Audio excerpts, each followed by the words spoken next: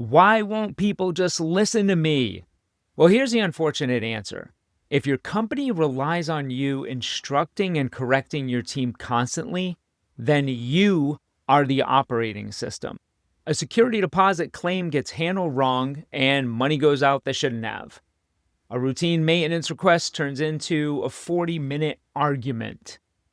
Better yet, somebody on your team walks a property only to find the tenant in their bathrobe because nobody confirmed the time. And now you're sitting there thinking, why is everybody just doing their own thing?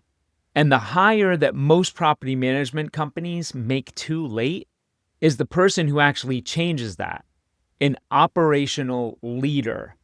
As the company gets bigger, you may call them an integrator, general manager, or a second in command.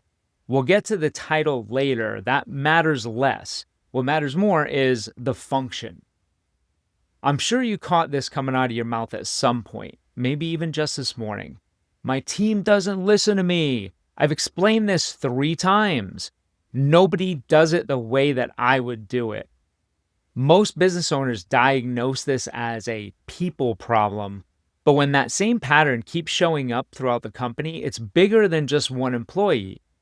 When you, your maintenance coordinator, the field agent, you guys all have different ideas on how inspections are supposed to get done, well, then you continue to have to step in and make corrections or mistakes are going to continue to happen.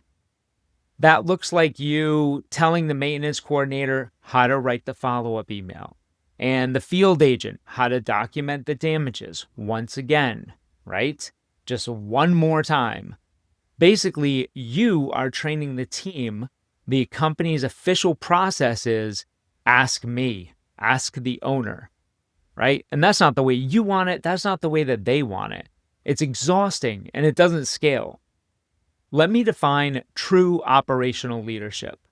One person responsible for extracting the policies and the SOPs out of your head for each area of the business, turning it into one clear source of truth that undeniably everybody's following, ensuring that it gets followed each time, holding the team accountable and fixing the process when it breaks.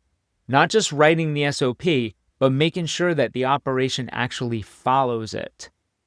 This is where most companies wait too long. They hear the word operations manager and they picture a senior local executive with a large salary. So they decide to wait and make this a later stage hire because they feel that it's going to be too much of a financial investment right out of the gate. What I typically hear is, when I get bigger, I'll hire that person then. Meanwhile, they're already paying for the role. They're just paying for it in a much more expensive way with their own time, with duplicated work, preventable mistakes, unhappy clients, tenant escalations, and processes they will eventually have to tear apart and rebuild. The role doesn't have to be expensive. It can be filled by a qualified virtual assistant, aka a remote team member.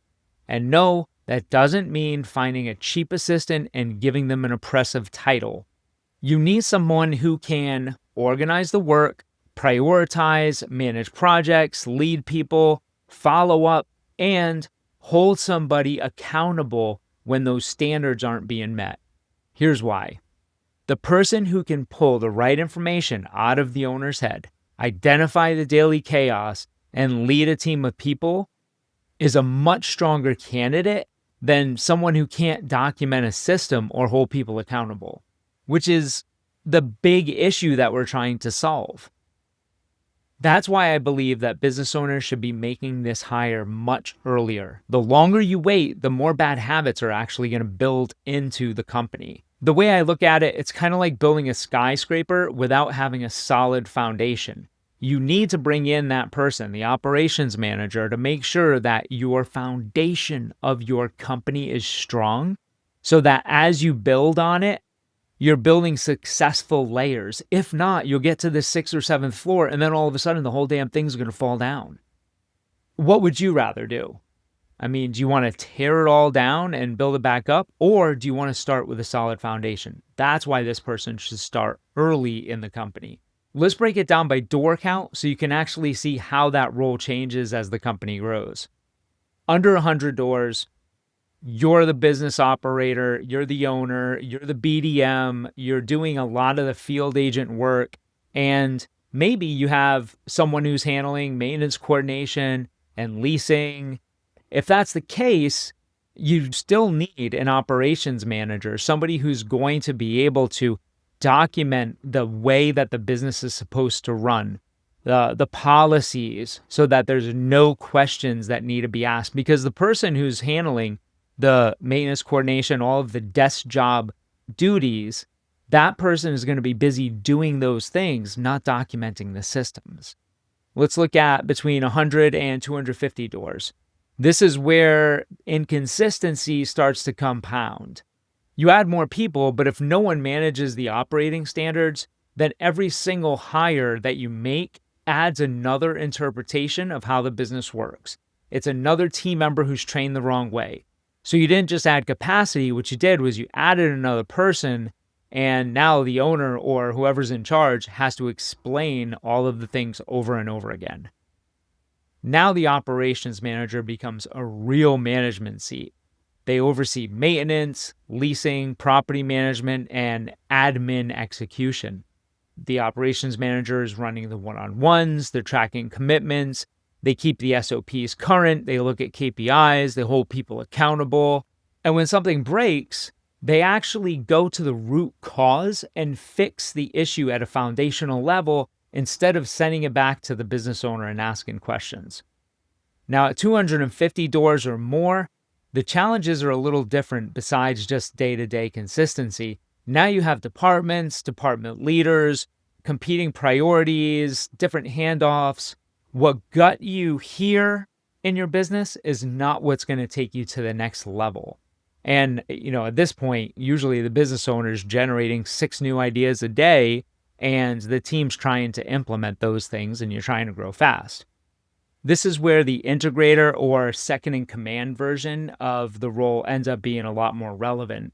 The operations manager is asking the questions like, how do we do this correctly and consistently? But the integrator is asking, is the whole company pointed in the same direction? Are we actually moving? So it becomes a much bigger role at that point. Now, once you hire this person, just like every other time that you've tried implementing something new, when you try to do everything all at once, that typically leads to failure. And this time is the same as those times. You need to dial in on one area, one thing specifically. Start with the one area, and for most, start with the most problematic. Usually that's maintenance. Maintenance forces you to deal with the most urgent issues.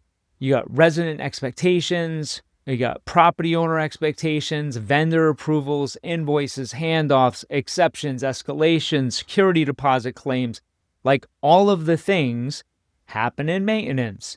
So it's always the best place to start. Stabilize that first and then repeat the method somewhere else. Okay, keep them laser focused, super important. So let's talk about what that process looks like. The operations manager, they begin by interviewing the owner and doing something that I call extracting their genius. Basically, asking really good questions to get the process out of their head. They'll interview the business owner, record it, transcribe it, and then use AI to document and push that knowledge into where you document and store your sources of truth, your policies, your SOPs, your processes, all of that important information.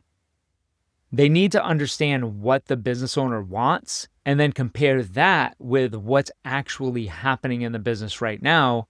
And that is what's going to take to make the process better where it needs to be better. Here's the simplified version of that process. Extract it, clarify it, challenge where necessary, test it, document it, train it, and enforce it. Enforcement matters just as much as documentation. If you don't have an SOP that you can hold people accountable to, then there's no point of actually creating an SOP. So make sure you enforce it. When you interview candidates for this role, ask them great questions, not just questions that pretty much are pre-formatted answers that they would give to you, but ask them about an operation that they inherited that was disorganized. What did they address first? Ask about a process that existed in somebody else's head. How did they get it out? Ask about what happens when somebody repeatedly misses a commitment. What do they do?